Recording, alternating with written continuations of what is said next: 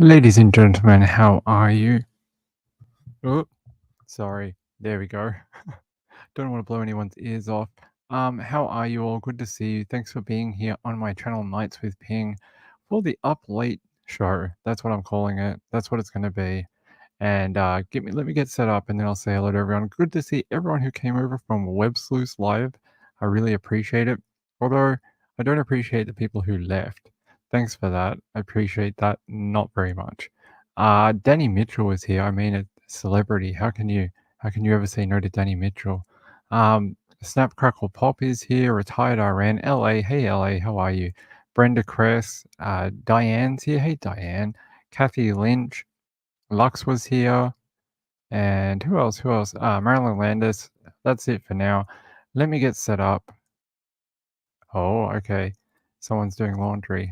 I have a very sad update to show you, and then I'm going to get the camera turned on. Oh, why does this thing pop up? There we go. Guys, good to see you live from Melbourne. It's actually afternoon here. It's pretty early actually. It's about 3 o'clock in the afternoon. It's not too late for me. This story I saw pop up on my newsfeed today. It's really sad. They found the body of this woman, Fanny Luke, who we knew from the conflict in Israel. She was the lady who was paraded around on the back of that truck. Apparently, they have found her skull. Any remaining hope that she was alive has faded, I guess. It says here, for 3 weeks, her family hoped that their beloved Shani was still alive, or Shani. And since Monday, he has had the sad certainty that 22-year-old Shani is dead. Mother Ricarda and sister Addie announced this on Monday morning. The German Israeli was murdered by Palestinian terrorists. That's what it says. It's not my wording. It says down here, I'm truly sorry to report that we have now received news that Shani has been confirmed murdered and dead. Her skull has been found. And in quotes here it says, this means that these barbaric, sadistic animals chopped off her head as they attacked, tortured, and killed Israelis. It is a great tragedy, and I extend my deepest condolences to her family. It says here, only now have Shani Luke's body been identified.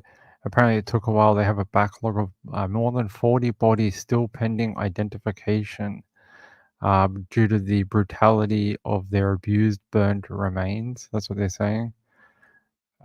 Really horrible. I knew there was a little bit of hope at one point. There's a blurred photo of the video that was going around the interwebs at one point. There was some sort of little bit of hope at one point that her mum got news that she was in a hospital with a head injury. Um, it doesn't seem like that's the case unless they killed her in a hospital, which I don't think so. I think she died, that day, something like that. Kathy Lynch says, yes, I heard about that young woman. Yeah, very, very sad. I think she's sort of become the face of this sort of campaign between the two countries, Israel and Palestine. Hey, Nanalana, good to see you. The Thoris, good to see you as well. Glad you could make it. Hope you're feeling okay. Marilyn Landis is here. Hey, Marilyn Landis. Sienna's here too. Hey, Sienna, good to have you. And my friend Retired RN. How are you, Retired RN? Yeah, I wanted to bring this to you because we had talked about her quite a lot, and it looks like the Israeli president actually commented on this. So another life snuffed out. There's a whole bunch of people that are still missing from this festival that she was at. I was looking at a video the other day. Someone put together a video of snippets from their last night together at the festival, and there's little flashes of them in the crowd, from other people's video, and they sort of slow it down and tell you their age, their name, whether they are still kidnapped or outstanding, missing, and there's just hundreds of them. There's just hundreds of names that they still don't know where they are. So, we talk about true crime, and I think this is still a crime. These were innocent people. They were at a rave for peace. What does that tell you? It tells you that that is an atrocity. It really does. Yeah, I don't have much more information other than that. Just that they seem to have found part of her. It says here her body, but then they say skull. Hmm. Yeah, see up here it says confirmed murdered and dead. Her skull has been found. So where is her body? Where is the rest of her, you know? I know in some religions they need the entire body to lay them to rest. I don't know if that's the case in what in her religion, if she was Jewish or something. I don't know. I know Orthodox Jewism. I can't pronounce it. I know they are really strict. Like you can't have tattoos and you can't do this and that to be interned. I don't know if that will affect her. I just hope they can find the rest of her. That'd be really nice. Um, Woo says, "G'day everyone. G'day mate. G'day." Um, Snap Crackle Pop says they are fighting the same fight over and over. The past isn't changeable, but the future is yet to be written. Hey, we all hope that maybe they can find a way to live in their land together somehow. I don't know if it'll ever happen because it's like 300 years of fighting or something, but who knows? Crazier things have happened, like Elon Musk buying Twitter. No one ever thought that would happen, and it did. Uh, I do have another little update. If you guys remember last week, there was a teacher killed, Lily James, in Australia, Sydney, Australia. There's not been a ton of information since they found his body late last week, but this article came out today. It says here, Sunrise host Natalie Barr has quizzed an international criminologist on why the killer of beloved Sydney teacher Lily James would have texted her father the night she died. Miss James, 21, a staff member at Sydney St Andrew's Cathedral School, was found with serious head injuries in the gym bathroom by police just after midnight on Wednesday. It's understood she had ended a 5-week relationship with colleague Paul before she was killed. Video. Paul was last seen leaving the gym on Wednesday and had called police telling them where to find Miss James's body. His body was later recovered by Diamond Bay Reserve by the police at Vaucluse. It is also reported to have used Miss James's phone to text her father, Jamie, to come to the school to pick her up, pretending that the message was from her. That is brutal. The fact that he was using her phone to text her dad and saying, "Come get me," when he knew she was dead. Oh, that's sinister. It really is. Like he could have walked in and found his daughter like dead on the floor of the bathroom. It says it's unclear whether the text was sent before Miss James died, but how else would he have her phone? Would he magically like teleport it and then start using it? I'd say it was after she was dead. Um, Following revelations about the text to Mr. James, Ms. Barr had an agonizing question for the internationally renowned criminologist Xanth Mallet. Why do you think Paul sent a message to Lily's dad after he allegedly killed her? Dr. Mallet told Sunrise on Tuesday that she believed Paul texted Mrs. James' father as a ruse to ensure her body was found. The only reason I can think of is that he would have sent a message to get the father to attend the school. That makes sense. She says, in essence, either he hoped the father would find Lily or be there when the police found Lily because he called them. He showed signs that he wanted Lily to be found. I'm not sure exactly what point Lily died. That may indicate he was hoping someone would find her and call an ambulance, for example. Alternatively, he may have been wanting to potentially change the time at which the police thought she had died by sending proof of life messages to her father and then later calling the police. Dr. Mallet said she also held concerns that if Miss James' father had attended the school, he could have potentially been in danger had he come across Paul. That's true too. He could have very much come across him when he was in the middle of the act or shortly afterwards with a hammer. Look at the outpouring of love from the school. You can see all the flowers. My keyboard is not working. There we go. You can see all the bunches of flowers. The only other time I've seen something like this was when there was the Lint shooting, the Lint heist, or what do they call it? The Lint shooting in Sydney. It was bigger than this, way bigger. It was like so deep they end up having to move it because it was such a hazard They had like 400 bunches of flowers just all over the ground near the Lint Cafe. It says here in a school newsletter, Deputy Head Brad Swivel said students had been given access to 11 counselors from neighboring schools to help them with an incredibly difficult day on Monday. They're saying that they were also supported by another teacher who offered special words of comfort to those who were particularly affected by the death. And it goes on and on. It says here grieving students and parents are invited to lay flowers at the memorial outside the school until Friday, when it will be moved to the Remembrance Garden at Kiriki. So they're going to move it. Yeah, they tend to move them because they become sort of hazard, sort of like a tripping hazard, and they get too big. Yeah, very, very hard to understand why someone would go through this. I think we were right on the money last week when we were speaking about it, saying that he was obsessed with her, and the rejection of their relationship may have pushed him over the edge. The fact that he thought he was losing her, you know, very, very awful. Let me see what you guys. You guys hear that? That was so weird. Someone was just like had their horn on, like they're on the car. Uh, Let me see what you guys have to say. No, the Thoris, we have sound. I promise you. Wu said the students thought he was a weirdo too. I did hear that there was some uh, discontent with female students, and the female students thought he was very flirty and sort of uncomfortable as a teacher. He said things that he shouldn't kind of had said as a male educator, sort of made the girls feel uncomfortable. So that's never a good sign. I mean, I know he's a young man, but you can't do that if you're an educator. Bunny Bun's here. Hey, Bunny Bun. Good to see you. Lindy's also here. Thanks, Lindy. Thanks for being here. Kibby's here. Hey, Kibby. Good to see you. Long time no see. And hopefully the Thoris figured it out and found out what happened with her audio.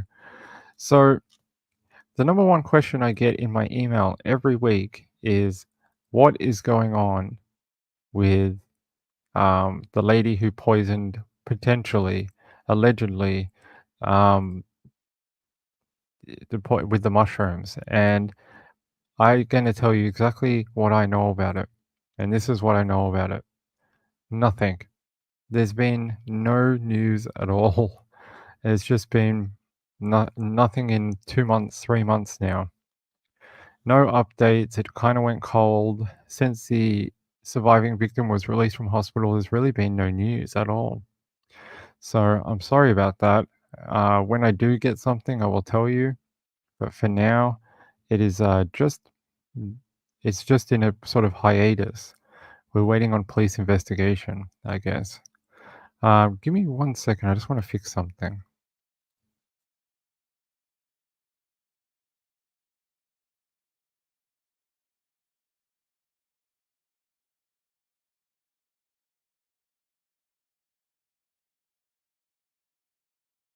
Sorry, my keyboard's really playing up and I'm trying to fix it on the fly. The Thora says, I have sound now, so glad to be here. I hope you are feeling a lot better from your illness. I really do. Hope you're making headway into recovery. And I'm sorry to hear about Mickey. We did tell everyone last week about Mickey. I kept it very brief, as you requested, and I did not mention some of the other things you asked me to keep private. I just told them that that Mickey had passed away and that you were struggling with the death of her. So everyone sent you a lot of love, and they were very, very sad on your behalf. That it's hard when you lose a pet. It really is. Hey, Two Bro, good to see you. Two Broke says, hello, Ping and chat. So close to 500 subscribers, just 8 more to go. We lost like 2 people in the last day. I think there were very impatient people who didn't want to wait until Monday for me to do a new live show. Hey, Gambler, good to see you. Kathy Lynch says, were charges ever placed against the mushroom lady? No, no charges. As far as we know, it's just a police investigation. Since then, I can have a quick look,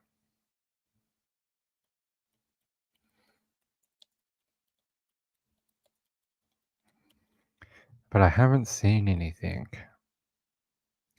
The last update I can find is 2 weeks ago on Sky News. They had an article out. It just basically the same thing we've talked about before, that her statement that she released has little value in the court of law. If she was ever taken to court, her statement is basically worthless because it wasn't like done with a police officer there. It wasn't done with anyone who could verify or listen to what she was saying, and it could have been written by anyone. It could have been written by her lawyer and then had her name and signature put on it. Could have been written by her brother or something, who knows? So it's not an official interview with police, and therefore it doesn't contain anything that can be considered evidence. So apparently we can take very little, you know, information from it. Although I think it is genuine myself. I think she did write it, but I think she knew what she was doing by not going through the police and going through her lawyers instead. It says here on Thursday, the Herald Sun newspaper revealed Mrs. Patterson did not sign the statement, which was handed to Victoria Police Homicide Squad and given to the media in August. In her statement, Patterson said she portioned the meal onto plates and let her guests pick their own. She also admitted to dumping the food dehydrator at a nearby tip after panicking. We know that. The newspaper quoted a legal expert as concluding an unsigned statement by Miss Patterson may have investigative value for police, but would be of no evidentiary worth, in court. Unless they put pen to paper, it's not a statement. An unsigned statement is not evidence, the lawyer said. They also say the statement is prima facie a document hearsay. So very similar to written hearsay, apparently. It's not worth anything. It's almost like secondhand information. It doesn't come directly from the horse's mouth, so to speak. Yeah, I don't see much more. It says here, Barrister Dallas Morgan agreed that the statement is problematic in a legal sense if it was never signed. As a general proposition, yes, it is true that the unsigned statements are at best problematic and at worst useless. So, worth not really much except for to the public, I guess. Yeah, it says here any statement attributed to an accused, oral or otherwise, could be admissible in certain circumstances. There are examples of people going on TV and saying something which is later adduced as evidence against them, including where it may include inconsistencies against them. I doubt the letter incriminates Patterson, but it may have value to prove an inconsistent account of relevant circumstances, and that could speak to her credibility and reliability as a witness in court. Nevertheless, the lawyer agreed with Mr. Ballard that the letter would likely be challenged by the defense if prosecutors tried to use it as evidence. Guys, give me 1 minute, okay?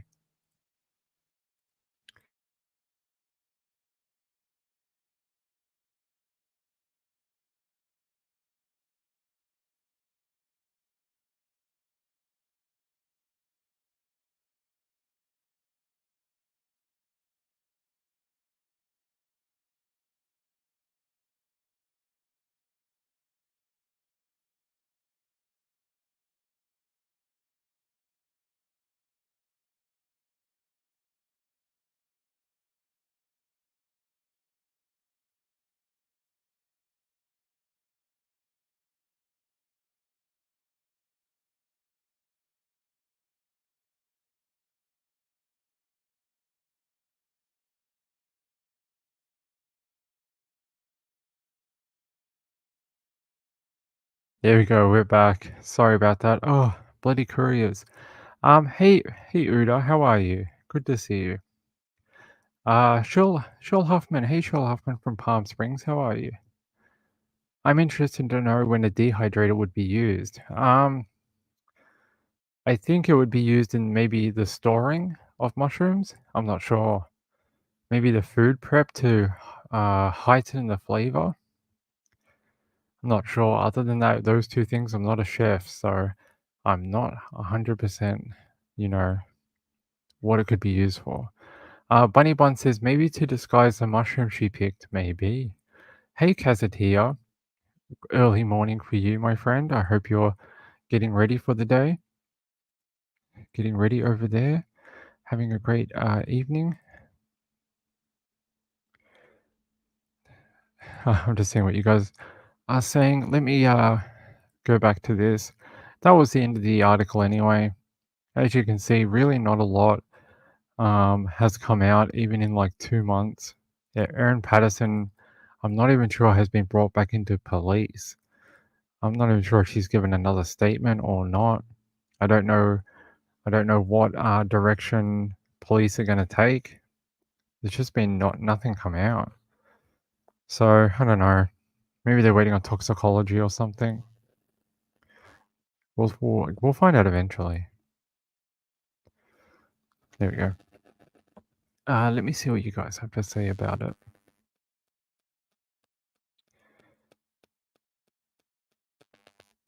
Hey, Shad Hunter. Good to see you, Mr. Floating Head. So if I look here and I sort by like the past month, when was the last like tiny bit of information about Erin Patterson? The last bit I can find, like 2 or 3 weeks ago, and that wasn't really anything of value. It was just commentary on what we already know. The last time we had any real information, like something that could actually change the course of the case, 2 months ago, it says here. 2 months was the last time we had any kind of real new information that could, lead to what happened that night. So it's been a long time. I hope we find out by the end of the year, but who knows if we do or don't. Wu says, Ping, didn't she know about mushrooms, like which ones to pick? Her family was apparently very interested in foraging and that she had gone mushroom picking many times before. So she did know about them, and you would suspect someone who had been mushroom picking and knew that there were dangerous mushrooms out there would have a a bit of knowledge to pick up something like a death cap. So it's very fishy the whole way through. It would really be great because there is a surviving victim. Well, not a victim, but a surviving person who was poisoned. That person has no resolution to what happened to him. And to me, that's the most troubling bit, that the police are just not saying much at all. And this guy's like, well, I got sick at a lunch. I almost died. I had a liver transplant, and we don't know how I got poisoned. you know, he just did somehow. Kibby says, Ping, I'm the one who said to put "Give me 1 minute" on a t-shirt. Yeah, I know. I remember you saying that in the comments. I'm going to do that, but I'm going to put Steve Lookner instead. And I'm going to say that's me. Wu says she certainly did not get them from Woolworths or the Asian grocery store. No, she didn't. There's no way. There's just I read an article where someone who is a part of the Australian mushroom growers in Australia said that the chance of a wild mushroom getting into their fresh mushroom system is like 0.0000001%. They said it just does not happen. They use controlled spores in the mushroom growing, and there's no way that they could ever have that. Oi, Rory. Sorry about that. Cat's like pulling stuff down. Lux says it makes me hate her even more to know she tried to blame Asians. It's almost a hate crime, right? Because she directed all the vitriol that was coming her way at an unknown grocery store owned by presumably Asians. And that's not cool at all. Like, what if someone had gone and like firebombed their shop in retaliation and that family had nothing to do with what her situation was, you know what I mean? It's awful, and she tried to push blame first onto a supermarket in town, then she tried to push blame on an Asian supermarket in the city. So, I don't know. I don't know how you forget where you buy stuff. And look, my memory's not the best. I was hit by a car when I was like 13 and my long-term memory sucks. But I can still remember where I buy stuff and I can tell you where I got things from 10 years ago. So don't tell me you don't know where you got that mushrooms from. Like I can remember where I bought a pen from, like, that's sitting in my pencil case when I was at school. So I don't think she has any excuse not to know where those mushrooms came from. If I can remember and I have long-term memory issues, then she can, more than easily know where those mushrooms came from. Cheated No More says Ping has more happened with the case in the last few weeks. No, that's kind of what we're saying. No, not really. It's really just come to a standstill. Really not much at all. So I get so many emails about this particular case, and I kind of don't want to talk about it anymore until we get more information, because I keep going around in circles. It's really nothing there, and I'd rather have more fun with you guys. So let's get to another story. Hopefully, I can find the one I'm looking for.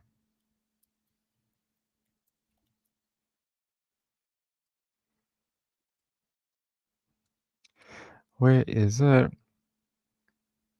Oh, actually, I wonder if this has got more information. Hold on. Hold on. This is about Shani. It says here, a video released the day of the attack showed mobs in Gaza spitting on Luke and shouting at her. She was later found severely disfigured and beheaded and identified through her leg tattoo. Okay, so they did find the rest of her body. DNA obtained from part of her skull, found later, confirmed the victim's identity. Oh my god. So they found her skull later on, and they found her body first. So she was removed from her head. Okay, that's horrible.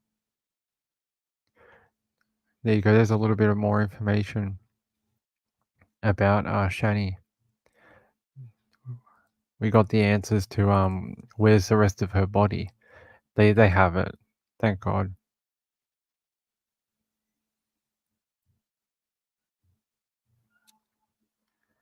Says here, put hole in her head. Warrant reveals disturbing note in husband's phone. Did Trish read this one? If she did, let me know because I missed part of her show.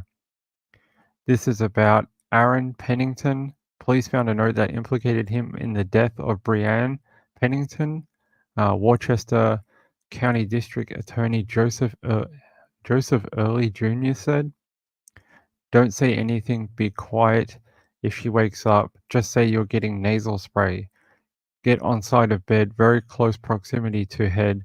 Put hole in head," according to warrant obtained by ABC5. As Crime Online previously reported, police began searching for Aaron Pennington after the couple's 4 children ran to a neighbor's home last week and said they couldn't find their father. They added that their mother was last seen crying inside her bedroom.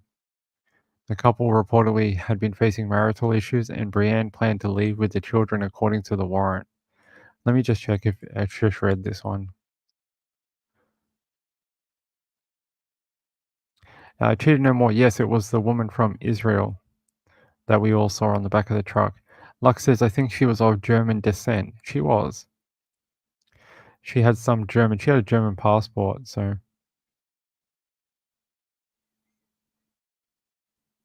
Nana Lana says, Ping, we won't let the case go dead, even if you call the police and ask. All right.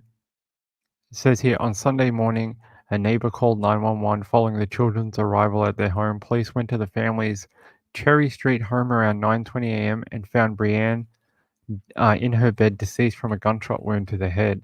First responders pronounced her dead within 10 minutes.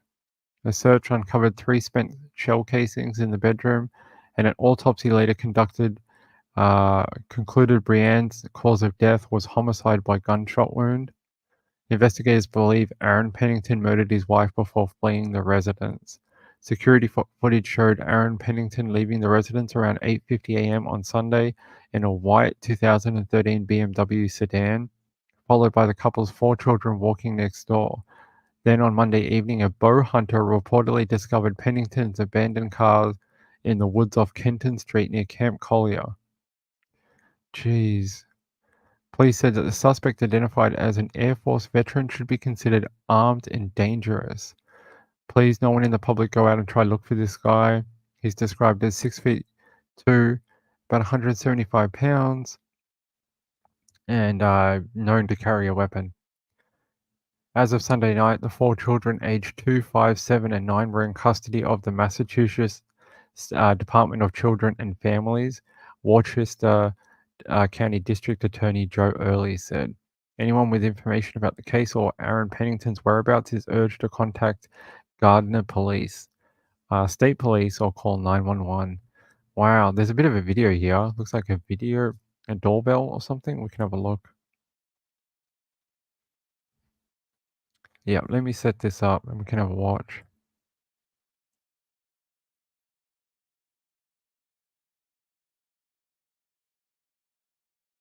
More recent picture of a Gardner man who is wanted for allegedly killing his wife. Take a look at this photo of Aaron Pennington. He was last seen Sunday morning leaving his home on Cherry Street in Gardner, where his wife was found dead just minutes later. Pennington's car was discovered later in the woods near Camp Collier. Police believe he is still alive and on foot. Pennington is considered armed and dangerous, so if you see him, don't approach him, call police.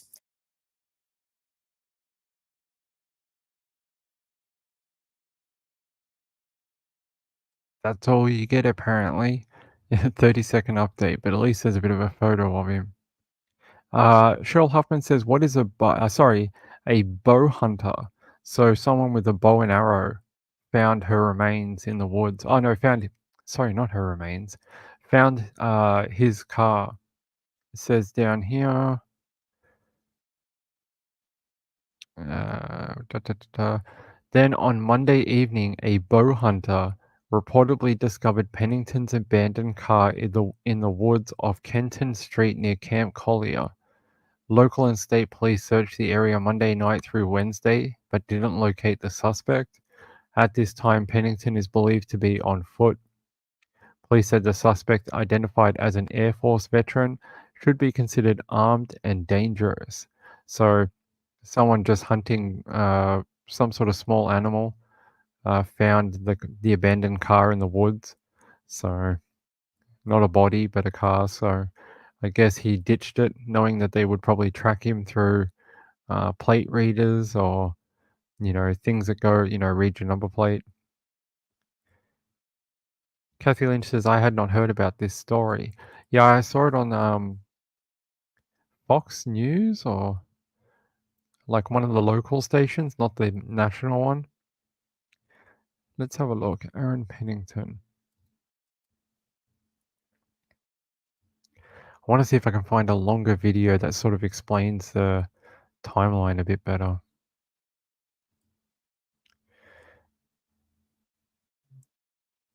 Not seeing one. It's nice to know they haven't put a lot of effort into this yet. Maybe this one?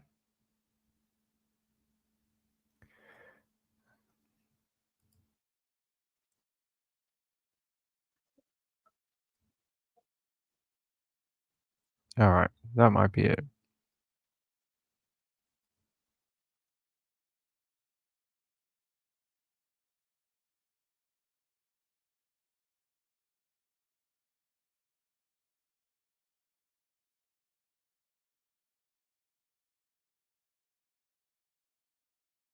Thanks for staying up with us. I'm Priscilla. And we begin with new details tonight in a massive manhunt for a man considered armed and dangerous.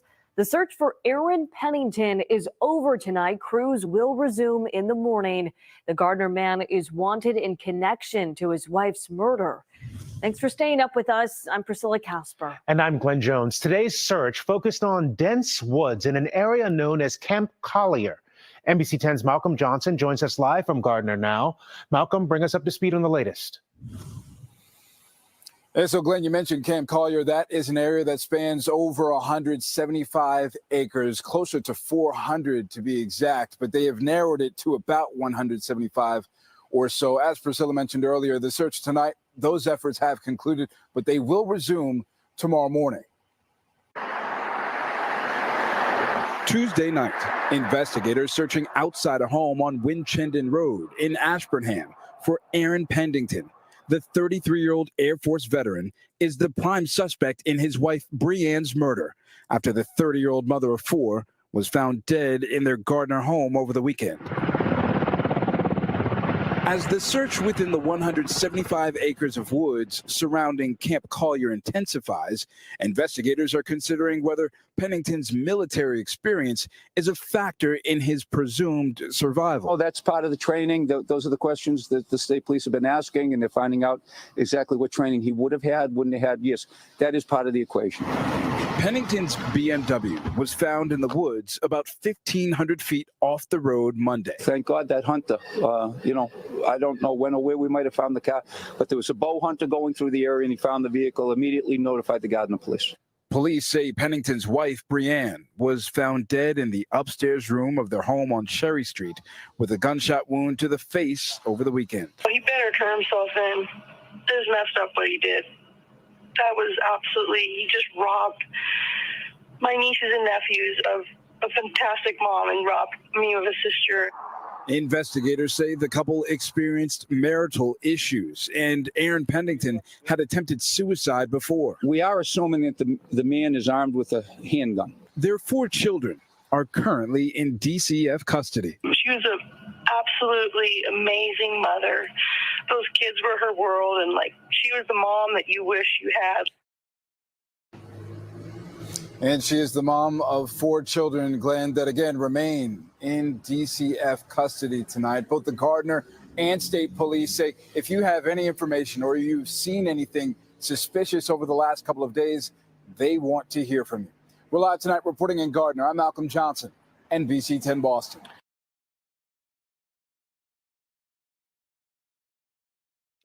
Another manhunt, another person on the run to try and find. I hope they do. And I hope this comes to a quick resolution. Little Dove is here. Hey, Little Dove, I hope you are getting through. I hope you are feeling better. It is really good to see you. I'm glad to see your name in the chat. I really am. Cheryl Huffman says, sending love and light to the children. That is very kind. I hope they do find him. I hope they find, well, they know where the kids are. I mean, I hope they find him and get this over and done with and get him to court so he can face justice. Gambler says, did you hear about the hockey player who died after his neck was cut by an opponent's skate? Before I saw the video, I thought it happened after a hit and fall. Looks like upright kicking motion. I saw something about a hockey player dying, and it said something like, check the video, it looks different or something.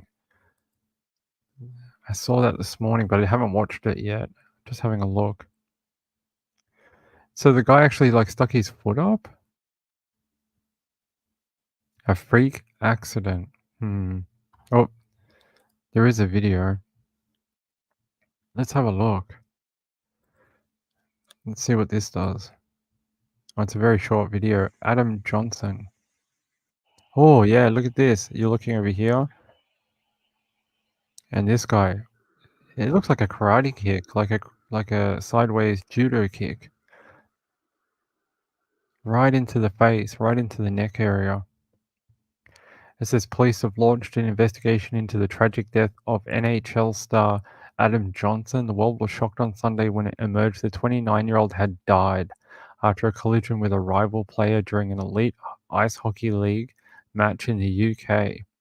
Johnson, a player on the Nottingham Panthers, had his throat slashed by the skate of Matt Petgrave of the Sheffield Matilda's Captain Steelers Sam Kerr has once in traumatic scenes that unfolded in front of a crowd of around 8,000 at Sheffield's Utilita Arena. Fans who had seen the incident described it as 1 in a million, and that everyone was absolutely distraught as the incident unfolded. The EIHL later confirmed the devastating news, describing it as a freak accident. However, footage has now emerged of the moment where Petgrave collided with Johnson, flooring his opponent.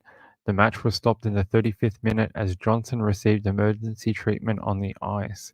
Shortly after the accident, players reportedly formed a ring around Johnson while he received treatment before protective screens were raised up. He was later taken to Sheffield's Northern General Hospital, while the Panthers tweeted shortly after the incident that spectators had been asked to leave the building due to a major medical emergency.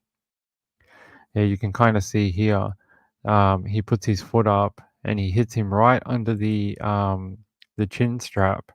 This chin strap, so he hit him like right under the chin.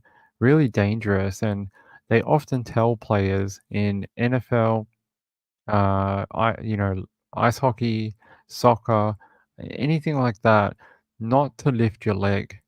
If you have an opposing player coming towards you, don't lift your feet up because it'll really hurt someone. And I think in the NFL, it's like a major penalty. You can get done with targeting or some 15-yard penalty and ejection. Really, really awful to think that because just because you play a sport doesn't mean you're immune from prosecution if you hurt someone enough. If you kill someone, you can be done with manslaughter. So, Danny Mitchell says, I've never seen anyone kick in hockey. Well, it was the UK, Danny, and it's not the NHL in the US. So, Luck says, why on earth did he kick his leg up like that? Yeah, I don't know. It's not something you would normally see like that in hockey or any sport. They're often trained and told, don't do that. Don't lift your legs. Don't lift your feet up. Don't lift your cleats up. Like they have those studded cleats on their feet. Don't lift them up. Don't cut someone. People have had pretty bad gashes from cleats, but this is a blade, an ice hockey blade. So, Snap Crackle Pop says, good night, all sweet dreams. You're going to check your eyelids for holes. Okay, Snap Crackle. It's great to see you. I hope you are well and have a great sleep. Hold on, let me check this.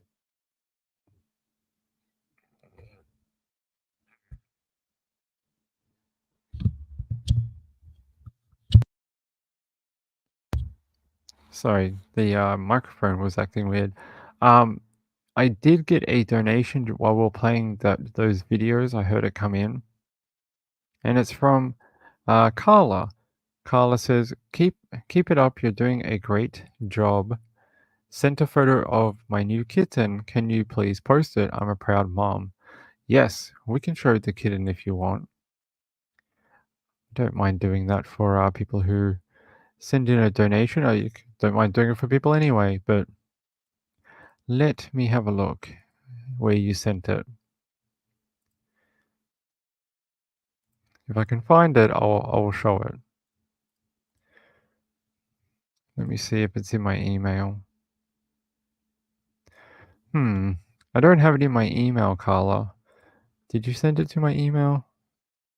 Let me put it in chat.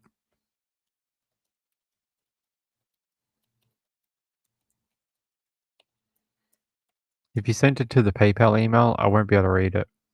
It's not an email I can access easily. So if you want to send it to the email in the chat, then I can show it. But yeah, if you send it to the PayPal one, I can't access it all that easily. So let me see what people are saying.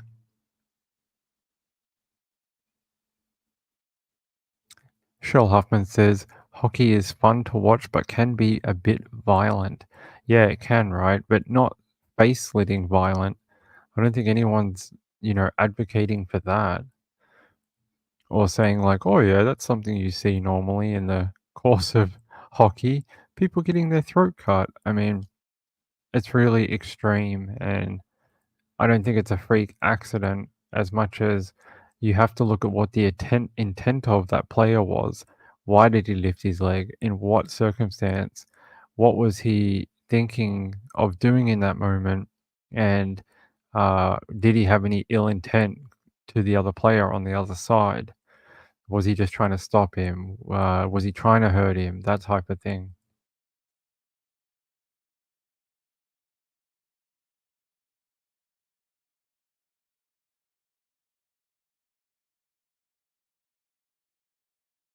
Sorry, it keeps turning off. Let me see what you guys are saying.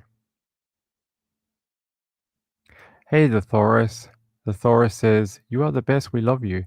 Thank you. I very much appreciate that. I'm just happy to see you here. I really am. I really hope you are feeling a lot better. Oh, not that one. That one. Kathy Lynch, did he die? Yes, he died. It's very, very awful, but he passed away. Says here, according to police, officers were called at 8:25 p.m. after reports that a player had been seriously injured during a game. Officers attended the scene alongside other emergency services, and one man, aged in his 20s, was taken to a local hospital with serious injuries. Sadly, he was later pronounced deceased at hospital. I'm guessing this is the guy that lifted his leg, Matt Petgrave. They're saying their officers remain at the scene, carrying out inquiries and investigation into the circumstances surrounding the incident, and their investigation is ongoing. Where they're saying they would encourage the public to avoid speculation regarding the incident while we continue our inquiries. Footage has sparked anger online, with Petgrave being attacked by social media users. Wow. Yeah, it says here, a leading legal expert has told Newsweek it is possible but unlikely Petgrave could be charged for manslaughter. It says here, from what I've read on the news, it seems unlikely that CPS would prosecute.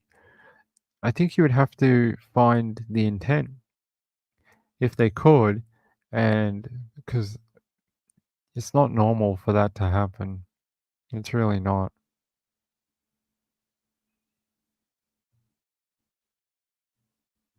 That's him and his wife there, the guy who died, Ryan Wolf.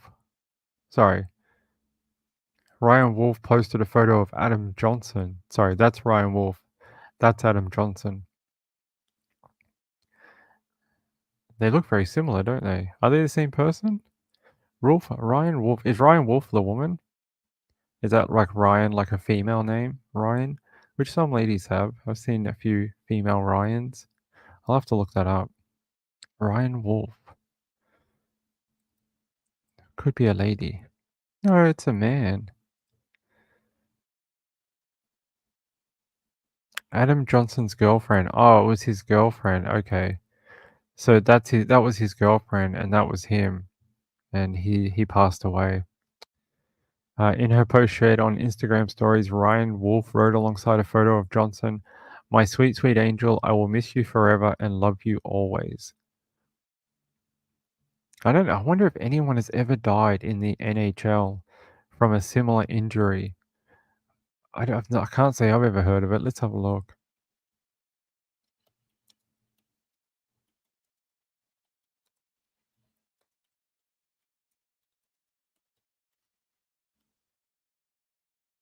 I'm trying to see if there's another player ever to have injured in the same way in the NFL, in NHL,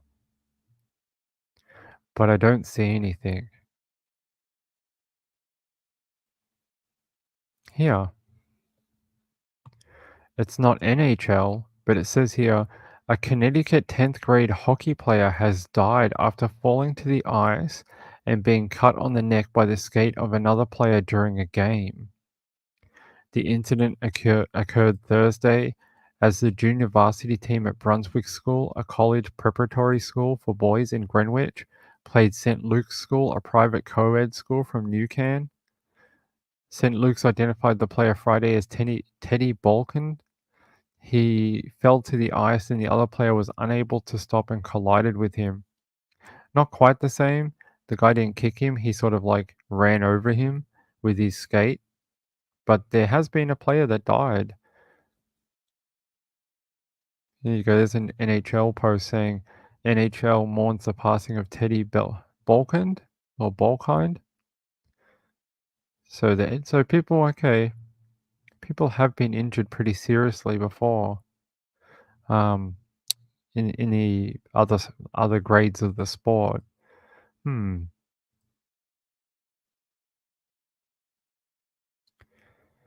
Gambler says it's hard to see if he spun off the back of the guy in front of him, how that would make them kick their leg up. I can't imagine. Yeah, he should never have raised his leg. Catatonic, hey, how's it going? Kim68 is here too. Hey, Kim68, how are you?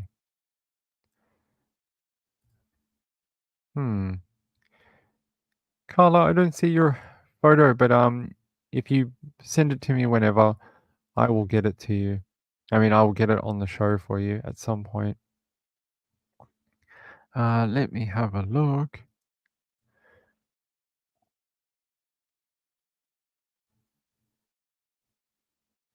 I'm just trying to see if Carla posted something.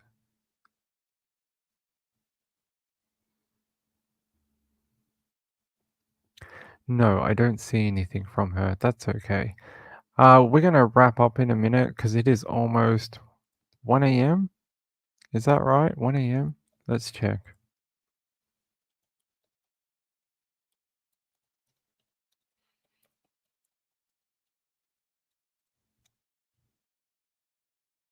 What time is it in America?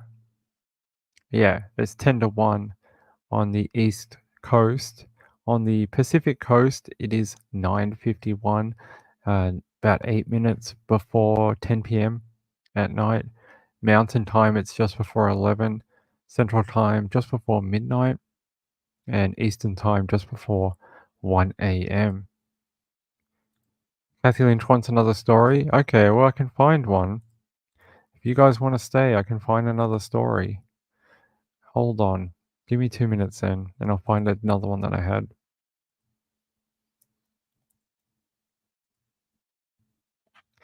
Let me find it.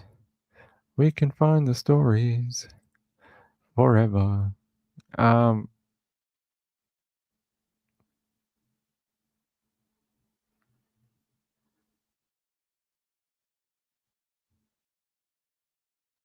know, we did talk about the Halloween party mass shooting yesterday.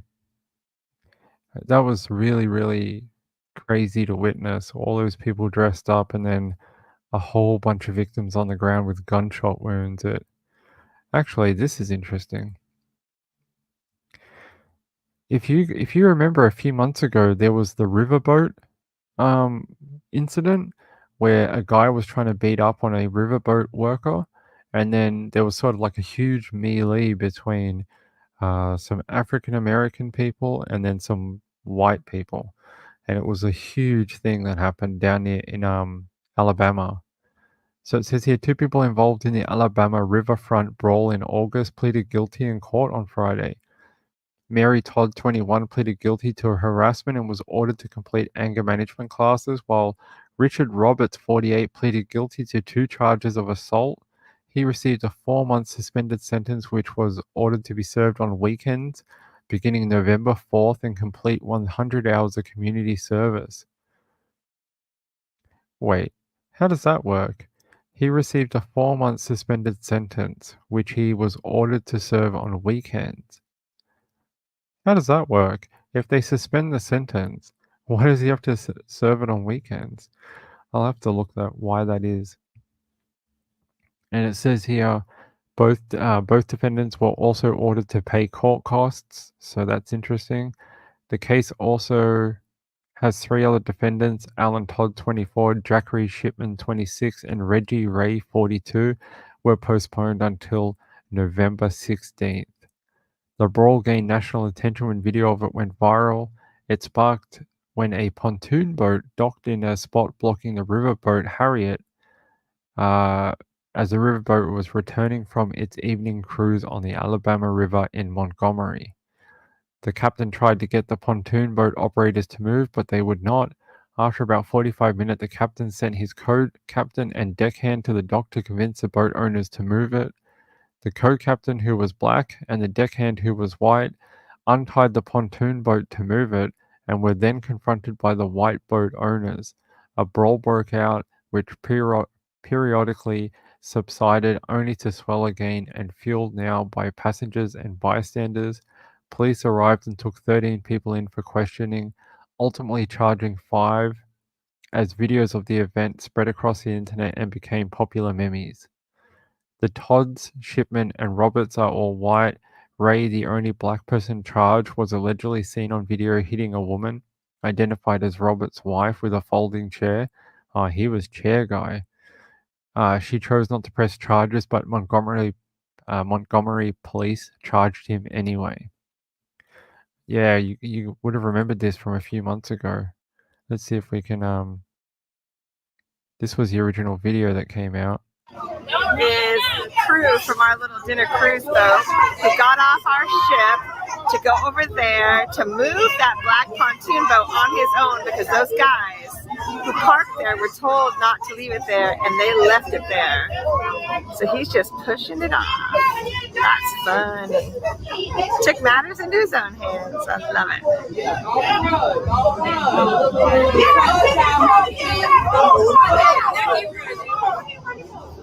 I hope the police give him a big old ticket.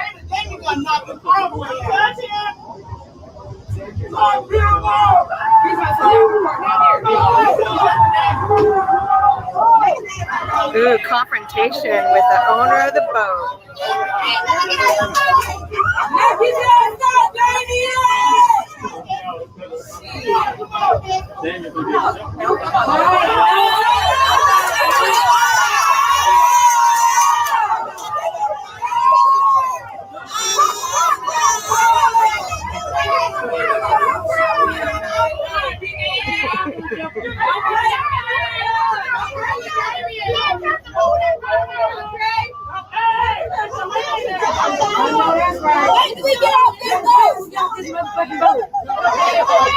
Those guys are all drunk.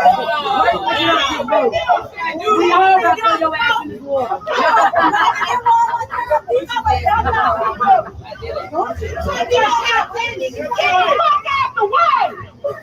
Move, bitch! Get out of the way! Get out of the way! Get out of the way! Move, bitch! Get out of the way! Get out of the way! Get out of the way! Move, bitch! Get out of the way! Get out of the way! Get out of the way! Move, bitch! Get out of the way! Get out of the way! Get out of the way!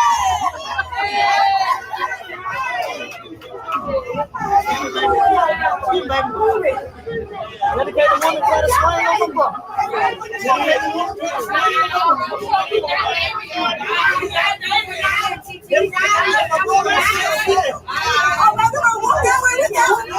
I want to. I can't go to the city. I want to go to the gym. They say city ain't got no clean water. I don't just calm down. Baby now.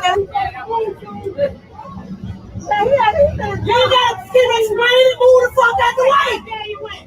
There you go. Get out now. Get out now. Yeah, nigga, they don't want to move. That you down, boat and block them in. All right, block them in. Nothing. Nigga, dog get close. Somebody call me. Man, she didn't let me my dog like she a dog in here. My dog. I ain't gonna do nothing but drown and I'm gonna come in here. I'm gonna say one more substitute. No, we do for y'all, baby. It's over. Y'all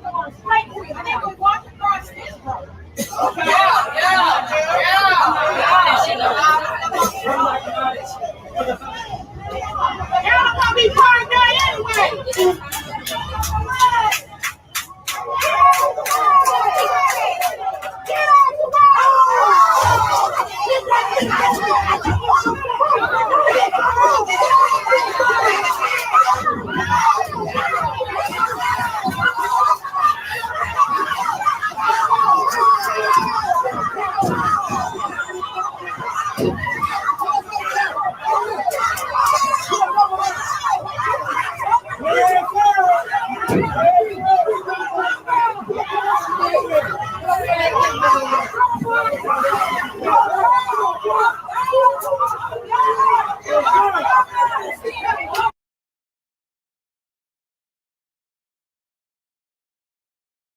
I just cannot stand people like that. People like those people, they were annoying the people that had just gone on their cruise, wouldn't move their boat for like an hour and a half, and then when that guy came up to tell him like, "Oi, move the bloody boat," they wouldn't move it, and then they started fighting with him. Like, where's the freaking entitlement come from? Like, do you own the dock? Do you? Is that what it is? You own the entire thing? You paid your taxes, so somehow you own the bloody thing and can annoy 150 other people on a ferry? That video just gets me so worked up because there's just no need for it. How about just be a respectful person and just do what you're supposed to do? Like, why does everything have to be a battle with obviously these people? Oh, we don't want to move the boat because we don't want to. Just do what you're told. I mean, all the guy was asking you was move it a bit so they could park the cruise and let everyone off. You know, it's like a bus. You don't park where a bus goes and you're like, oh, I don't want to move because I want to park here. I don't want the bus to park here and let everyone off the bus. It's the same idea. Can't park in bus zone. Wu says, I think they were drunk. Yeah, I think that's obvious. Doesn't make it any more stupid. It's the same amount of stupid whether they're drunk or sober. Not many brain cells. And then they pick a fight with the guy. Just crazy. Kibby says, don't worry about it. Thanks, Ping. Get it to me. I will show it. If you don't want to do it tonight, you want to do it tomorrow, I'll show pets tomorrow night if you want. We can do like Halloween pets. If you want to dress up your pet in Halloween costumes and send them in sundaywithping@gmail.com, I will show Halloween pets tomorrow night. And we might even look for celebrity Halloween pets tomorrow night because that might be fun. And see if the owners look like the pets.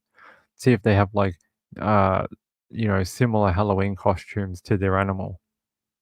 That would be quite funny. Maybe Kim Kardashian will dress up the same as her dog. We'll never know unless we check tomorrow. Yeah, Shell Huffman says, agreed, drunk, sober, same. 100%, same. Hey, Brenda Kress, how are you?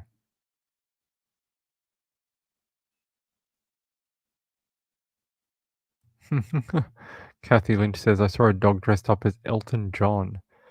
That would be interesting. Was he wearing like the big glasses and wearing like a white suit? Oh wait, no. Is that Elton John? Yeah. Could be Elvis, could be Elton John, could be the same. I guess it's a unilateral costume.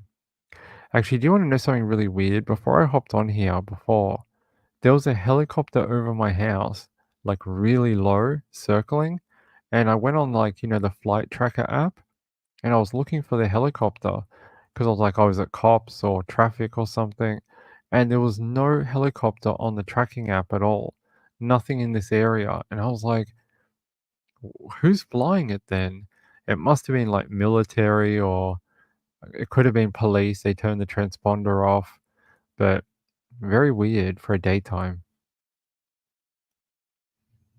It was really low. It was like rattling my windows. And I was like, why? What are they doing here at 2 o'clock in the afternoon? And I don't see any more helicopters in this area. Actually, the cops are on the other side. Actually, there's heaps of cops out today. I'm just checking the flight tracker app. There's like 3 different like police helicopters all over Melbourne right now. I don't know what's going on, but a lot of air traffic. Lots of crimes maybe. All right. It's 1 a.m. somewhere. So let me wind up for the night. Kibi, thank you so much for the donation. I really appreciate it.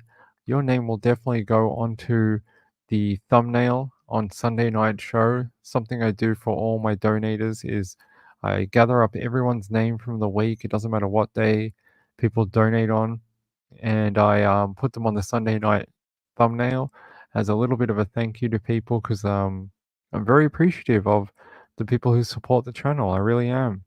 I wouldn't be able to do this without your help. So, yeah, thanks to you. And let me see what Cheetah No More says. She says something about aliens. Oh yeah, Wu says, don't forget it's Halloween here, Ping. Anything could happen. It was probably a ghost helicopter. That's what it was. It was the ghost of a 1942 helicopter. What is the email address? Here, I can put it in chat.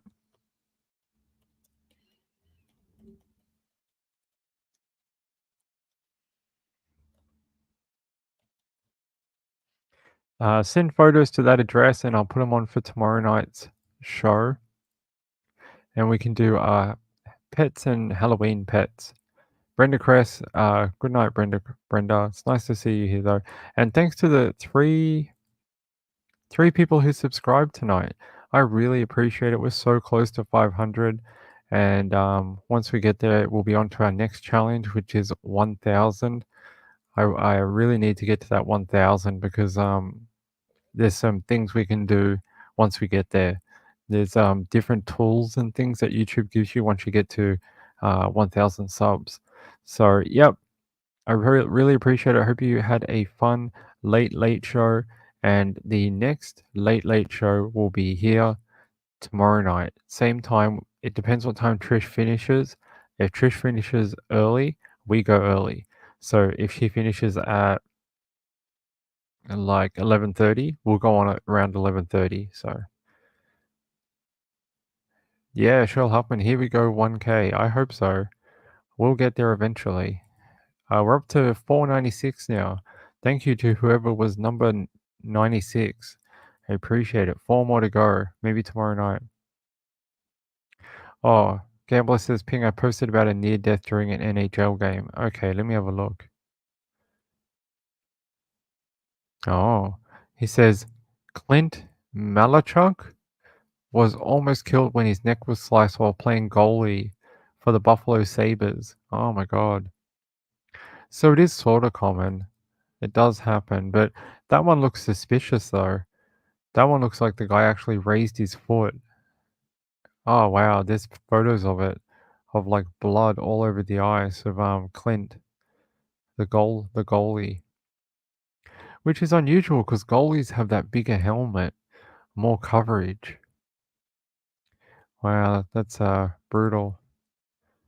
Poor guy. Oh, it looks like a murder show where they get stabbed in the neck.